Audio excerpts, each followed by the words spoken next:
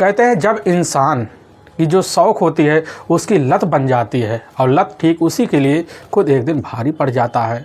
आज की घटना में सेम कुछ ऐसे होता है कि एक औरत होती है, एक औरत की जो लत होती है खुद उसके लिए मुसीबतों का पहाड़ पड़ जाता है, जिसकी वजह से उसका हंसता खेलता परिवार तक तबाह हो जाता है। लेकिन जब लोगों के सामने उस औरत के बारे में सच्चाई निकल के आती है तो इसे सुनने के बाद लोगों को अपने कानों पर कतई यकीन तक नहीं होता है। आखिर क्या था इस घटना में क्या हुआ, इस घटना की आप पूरी तह तक सच्चाई जानने के लिए इस वीडियो को आप लास्ट तक जरूर देखिएगा। नमस्कार दोस्तों, मैं प्रदीप कुमार आपको इस स्टडी बात चैनल पे मैं स्वागत करता हूं। दोस्तों आज की यह जो सच्ची घटना है, यह घटना सुनाने से पहले मैं आपसे एक छोटा सा रिक्वेस्ट करना चाहता हूं। आप इस चैनल पर नए हो, आप इस चैनल पहली बार इस वीडियो को देखने के लिए आए हुए हैं, तो आप एक बार जाकर अपने इन्हीं प्यारे हाथों से आप इस चैनल को सब्सक्राइब ज़रूर कर लीजिएगा, ताकि इम्पोर्टेंट होने के नाते यह वीडियो आज काफ़ी लोगों तक पहुंचाया जा सके और इसके लिए हम आपके तहे दिल से शुक्रगुजार रहेंगे। आज की यह जो सच्ची घटना है, यह घटना ठीक उत्तर प्रदेश का जाना माना जिला पड़ता है जौनपुर, और उसी का पावरा एक कस्बा लगता है और उसी का रामपुर हरगिरी एक गांव पड़ता है। मैं बात कर रहा हूँ 14 मई साल 2020 का ही सुबह का टाइम हो। गांव के कुछ व्यक्ति होते हैं, वह व्यक्ति गांव के अपने ही बाहर निकलते हैं और जैसे ही शारदा नहर की पुलिया पर चढ़ते हैं तो उनकी जो नज़र होती है एक झाड़ी के साइड में जाती है। देखते हैं वहीं आरसीसी का एक खंभा है, उसी खंभे पर एक व्यक्ति का डेड बॉडी लटका हुआ है।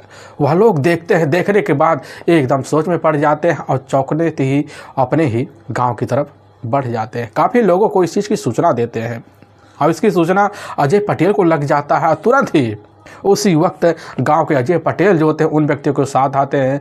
नज़ारे को देखते वहाँ भी समझ जाते हैं जो मामला काफ़ी गंभीर सा है। लोग वहाँ खड़े होकर तरह तरह की बातें करते हैं, लेकिन उसी में से अजय पटेल जो होते हैं अपने नज़दीकी पुलिस थाने अब पवारा फ़ोन कर देते हैं।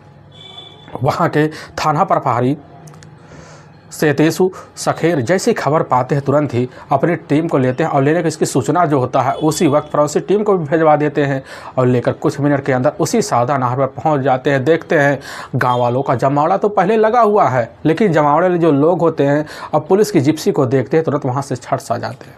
थाना प्रभारी सतेश शेखर वहीं अंदर ही जाते हैं, देखते हैं सही में एक व्यक्ति का डेड बॉडी खंभे सहित वहाँ लटका हुआ है।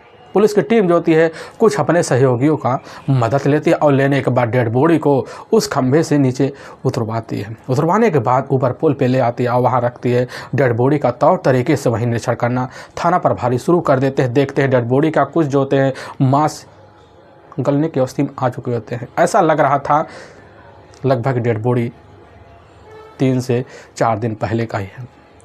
उस व्यक्ति का जो उम्र होता है लगभग यही 34 से 36 साल के आसपास होता है।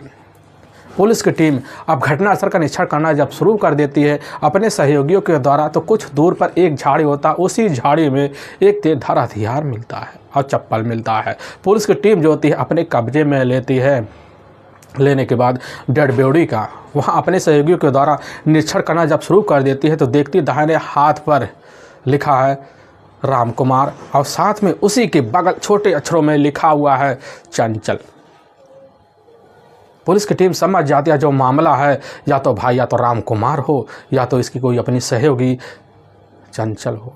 पुलिस की टीम काफ़ी कोड़ों से उस टैटू के तौर तरीके से फ़ोटो खींचती है और डेड बॉडी का भी तौर तरीके से फ़ोटो खींचती है। फ़ोटो खींचने के बाद वहाँ जितने भी खड़े लोग होते हैं सभी से उस व्यक्ति का शिनाख्त करवाने के लिए पुलिस कोशिश करती है और जितने भी राहगीरी मौके पर आ जा रहे होते हैं सभी को रुकवाया जाता है। सभी को शिनाख्त करवाने के लिए उस डेड बॉडी के करीब लाया जाता है, लेकिन कोई भी जो व्यक्ति होता है वह पहचान नहीं कर पाता।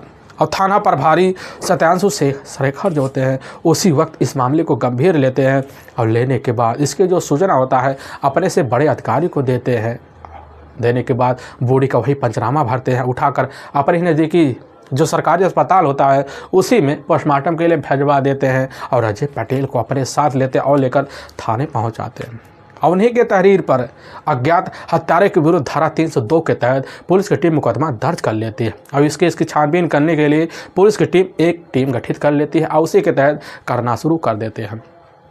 लेकिन पुलिस का सबसे बड़ा जो मकसद होता है, सबसे पहले इस व्यक्ति का शिनाख्त होना। और इसीलिए पुलिस की टीम के जो थाना प्रभारी होते हैं इधर सखेर साहब उसी वक्त अपने मोबाइल में खींचे गए जो फ़ोटो होते हैं उस फ़ोटो को अपने जितने नज़दीकी पुलिस थाने होते हैं और जिले वाइज जो थाने होते हैं सब में फ़ोटो को सर्कुलेट कर दिया जाता है नाम पता के साथ। उनका जो मेहनत होता है बड़ा जल्दी रंग लाता है। और तभी इसकी जो सूचना होता है, यह सूचना मुखबिर के द्वारा पहुंचता है। पता चलता है कि असल में जिस व्यक्ति का डेड बॉडी मिला हुआ था उस व्यक्ति का नाम है राम कुमार और इसकी खुद की अपनी पत्नी है चंचल, जो ठीक गुहानी गांव की ही रहने वाली होती है। चंचल का अपना मायका ही होता है। पुलिस की टीम जो होती है उसी वक्त मुखबिरों द्वारा पता कर गुहानी गांव पहुंच जाती है। लेकिन जैसे गुहानी गांव में पहुंचती है पता चलता है शंभू सिंह की अपनी बेटी है, इकलौती बेटी होती है चंचल। और जैसे ही पुलिस की टीम अंदर जाती है तो पता चलता है उसके घर में सिर्फ मौके पर चंचल है, जो राम कुमार की अपनी पत्नी होती है। लेकिन उसी के बगल खड़ा हुआ एक व्यक्ति और होता है जिसका नाम रामाश्रय होता है।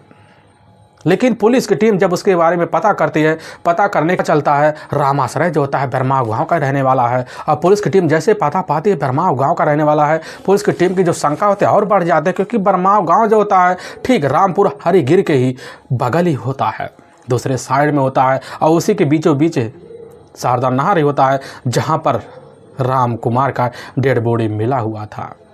पुलिस की टीम इस मामले को उसी वक्त सोच लेती, समझ लेती है और शंका के घेरे में इधर रामाश्रय और साथ में चंचल को ले लेती है। लेने की वजह से पुलिस की टीम बिना टाइम गंवाए रामाश्रय और साथ में चंचल को अपने कस्टडी में लेती है और थाने ले आती है। लेकिन चंचल जैसे किसी महिला कांस्टेबल को देखती है, देखने के बाद उसकी जो आंखें चौधिया से जाती हैं, एकदम बल्कि उसकी कुछ और बयां करने लग जाती है। और पुलिस की जो टीम होती है मुखबिरों के द्वारा मिले हुई सूचना के आधार पर अपनी पुलिसी अंदाज दिखाना शुरू कर देती है। और जैसे दिखाती है तो उसी वक्त इधर जाकर चंचल और रामाश्रय पुलिस के सामने टूट जाते हैं। टूटते हुआ उसी वक्त राम कुमार के हत्या का राज अपने सर पे लेते हुए जो कहानी बयां करते हैं, इसे सुनने के बाद लोगों के रूह तक खड़े हो जाते हैं। असल में उत्तर प्रदेश का जाना माना शहर पड़ता है जौनपुर और उसी का ही गुहानी गांव पड़ता है। उसी गांव के रहने वाले होते हैं शंभू सिंह, उनकी अपनी पत्नी होती है पार्वती। शंभू सिंह जो थे मेहनत मजदूरी कर अपने परिवार का पालन पोषण करते थे। शंभू सिंह के टोटल 2 ही अपने ही बच्चे होते हैं, जिसमें एक बेटा होता है कुलदीप, जो बड़ा बेटा होता है जो ऑलरेडी शादीशुदा होता है, लेकिन अपने परिवार की जिम्मेदारी को समझता है कुलदीप, इसीलिए पंजाब निकल जाता है और वहाँ रहकर एक फैक्ट्री में काम करता था, जिसकी वजह से कुलदीप के पास ठीक ठाक पैसे आते थे। और कुलदीप की जो अपनी पत्नी होती है अपने ही सास ससुर के साथ रहती थी और अपनी ही ननद इधर चंचल के साथ अपने घर में तौर तरीके से गुजारा करते थे, क्योंकि चंचल जो होती है अपनी माँ बाप की इकलौती बेटी होती है। देखने में भी चंचल होती, पढ़ाई लिखाई में भी अव्वल होती है। लेकिन चंचल अपने गांव में रहकर जैसे ही अपने शरीर के एहसासों को देखती है कि हमारे ही अंदर कुछ बदलाव आ रहे हैं, तो उसी वक्त चंचल के जो नखरे होते हैं शौक बढ़ना शुरू हो जाते हैं। क्योंकि चंचल के जो पिता होते हैं शंभू की बस की बात इतनी नहीं होती कि अपने बच्चों के शौक तक पूरा कर सकें। चंचल के शौक जब बढ़ने लग जाते, उसको भी लगने लग जाता है कि हमारे पिता की बस की बात नहीं है कि आखिर हमारे शौक पूरा कर सके। क्योंकि चंचल जहाँ भी जाती, जिस फंक्शन में जाती, अगर अपने आस पास किसी भी लड़की के पहनाव को देखती, उसके मन में एक लालच सा बैठ जाता कि आकाश हमारे पास भी यही कपड़ा होता, घूमने फिरने के लिए हमारे पास पैसे होते। यही सब जिज्ञासा लेकर चंचल अपने आप की हिम्मत को काफ़ी दिन दबा कर रखती है। लेकिन जब समझ जाती है आखिर हमारी खूबसूरती किस काम का है, उसी दिन से चंचल समझने की वजह से अब अपने इर्द गिर्द लड़कों को भी मंडराना शुरू करवा देती है। क्योंकि वह समझती है कि लड़के खूबसूरत लड़कियों को देखकर उनके पाछे पड़ जाते हैं और शौक के लिए उनके हर कदम तैयार रहते हैं। अब चंचल उसी दिन से अपने इस हथकंडे को अपनाती है और काफ़ी लड़कों को अपने जाल में फंसाती है। फंसाने के बाद जो होता है उनके मन मुताबिक उनके साथ घूमना फिरना चालू कर देती है और उसी बहाने चंचल के हाथ में पैसे भी आ जाते हैं और पैसे आने की वजह से चंचल जो होती है अपने शौक तक पूरे करती है। टहलना घूमना चंचल का शौक का जरिया बन जाता है। लेकिन इसी बीच की जो खबर होता है, अब शंभू सिंह को जब लगता है तो एकदम सोच में पड़ जाते कि आखिर हमारी बेटी हमारे गांव में रहकर हमारी बदनामी किस तरह करा रही है। लोग तरह तरह की बातें करते हैं। गांव में पूरी तरह से माहौल कंचन की वजह से बिगड़ने लग जाता है। शंभू अपनी बेटी इधर चंचल को अपने पास बुलाते हैं, समझाते बुझाते तरह तरह की सतावना देते हैं, लेकिन उनकी जो बेटी होती है वह अपना रास्ता छोड़ने वाली नहीं होती है।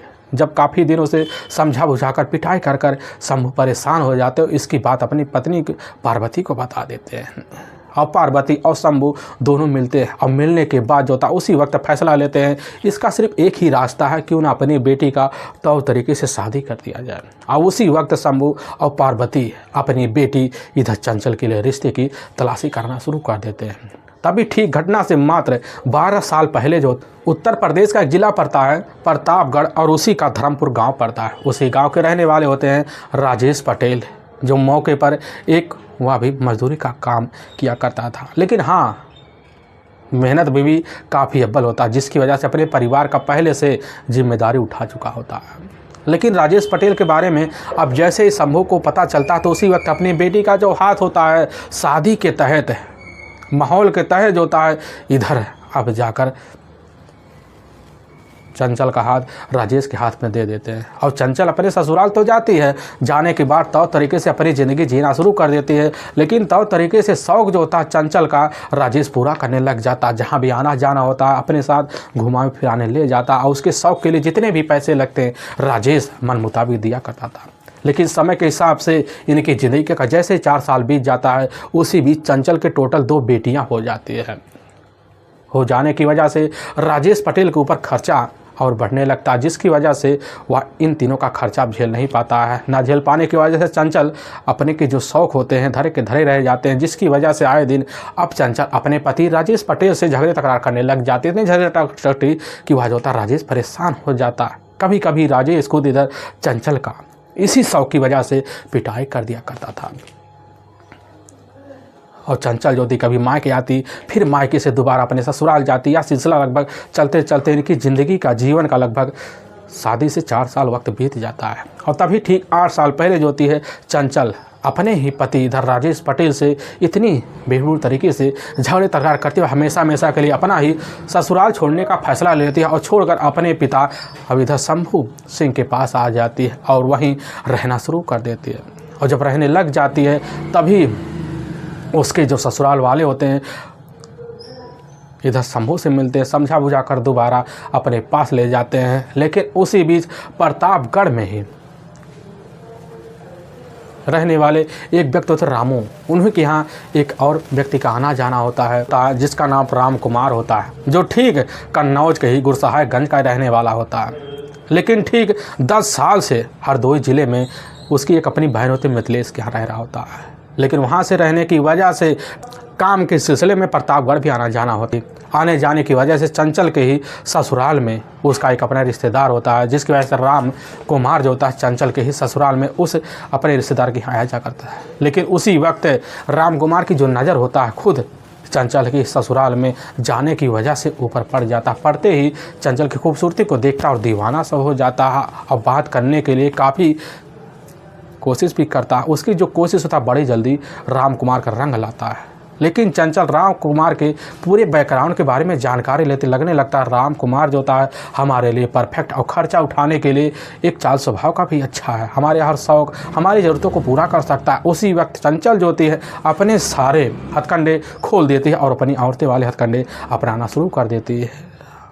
अपनाने की वजह से राम कुमार भी समझ जाता चंचल अब चाहती क्या है, और राम कुमार और चंचल के बीच दोनों अपने अपने मोबाइल शेयर भी कर लेते हैं। नंबर जब शेयर कर लेते हैं दोनों बात करना शुरू कर देते हैं और यहाँ तक कि दोनों को जब भी मौका मिलता तो घूमना फिरना भी चालू कर देते हैं। और इसी बीच चंचल अपने शौक़ के लिए जो होता है अब राम कुमार को उसके सारे ज़रूरतों को सौंप देती है।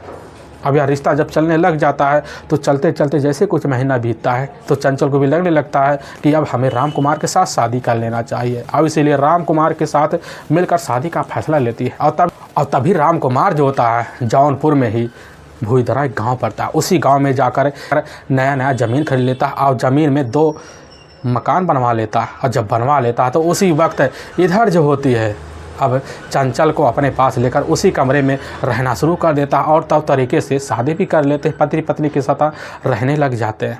वक्त बीतने लग जाता है। ऐसे वक्त बीतते बीतते जैसे ही कुछ सालों का और वक्त बीतता है तो बीतने के बाद राम कुमार और साथ में चंचल के बीच एक बेटा भी हो जाता है। खूबसूरत तरीके से ज़िंदगी चलने लग जाता है। थोड़े ही समय में राम कुमार के जो रंग रूप होते हैं बदलना शुरू हो जाते हैं। जब अपने शौक़ से राम कुमार इधर ऊब सा जाता है तो काफ़ी खरी खोटी चंचल को भी सुनाने लग जाता है और चंचल के शौक़ को वह अपने पाबंदियों में रख देता है, जिसकी वजह से चंचल भी हताश हो जाती है। समझ जाती अब राम कुमार का भी हमारे शौक़ से मन ऊब गया है। अब राम कुमार के पीछे ना पड़कर उसी वक्त ठान लेती है कि आदमियों को अपने जाल में फंसाना कितना आसान है, अब हमें नए मुर्गे की तलाश करना चाहिए। अब उसी वक्त इधर अब जो होती चंचल लग भी जाती है नए मुर्गे की तलाश करने के लिए। तभी उसकी जो नज़र होता है राम आश्रय पटेल पे पड़ता है। राम आश्रय पटेल जो होता है ठीक जौनपुर का ही मोगरा बादशाहपुर कस्बे का एक गाँव होता है बेरमाओं का, उसी गाँव का ही रहने वाला होता है राम आश्रय।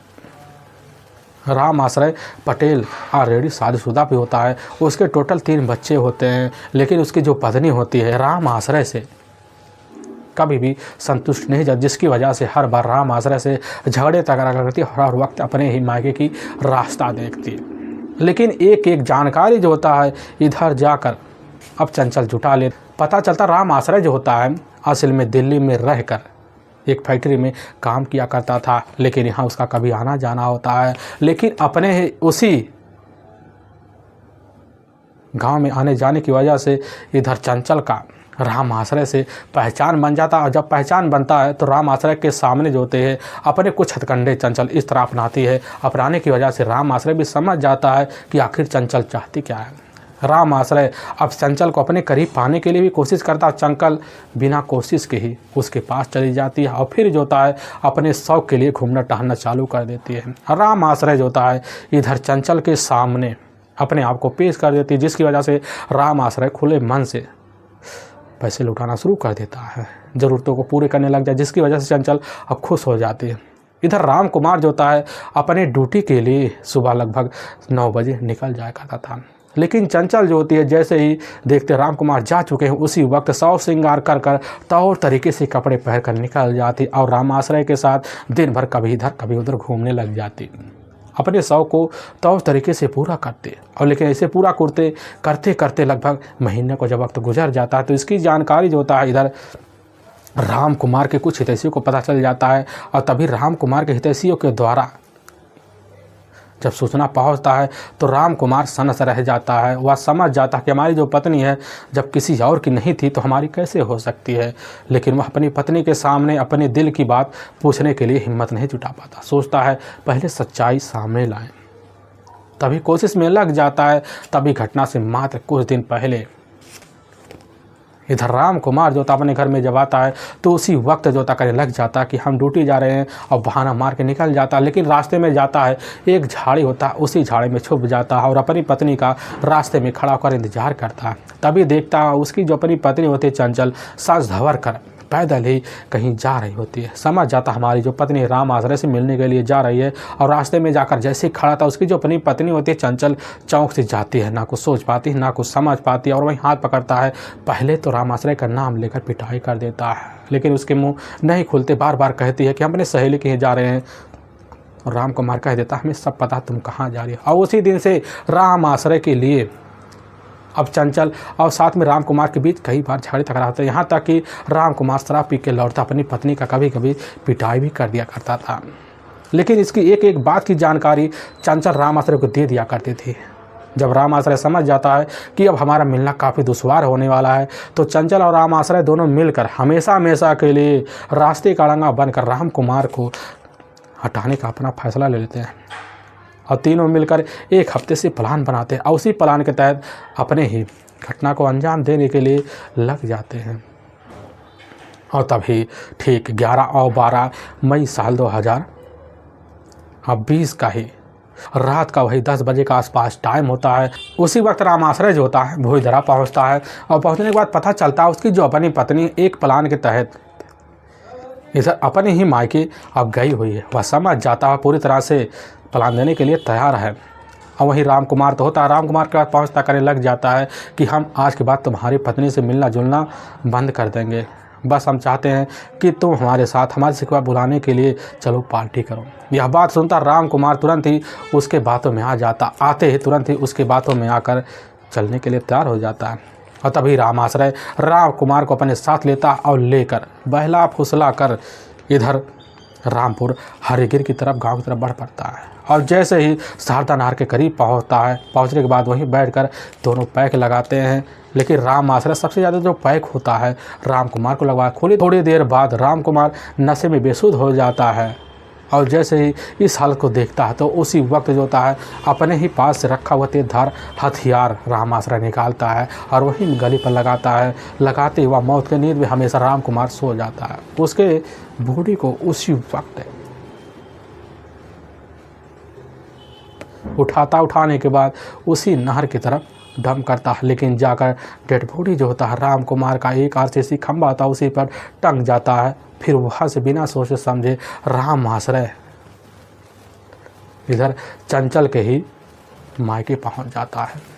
और जब पहुँचता है तो वहाँ जैसी वक्त बिताता, पुलिस की जो टीम होती है दूसरे दिन टीम जाकर उसके घर से धर दबोच लेती है। लेकिन वाकई में दोस्तों पुलिस के सामने जब यह सच्चाई निकल के आती है तो इसे सुनने के बाद लोगों को तो अपने कानों पर यकीन नहीं होता है।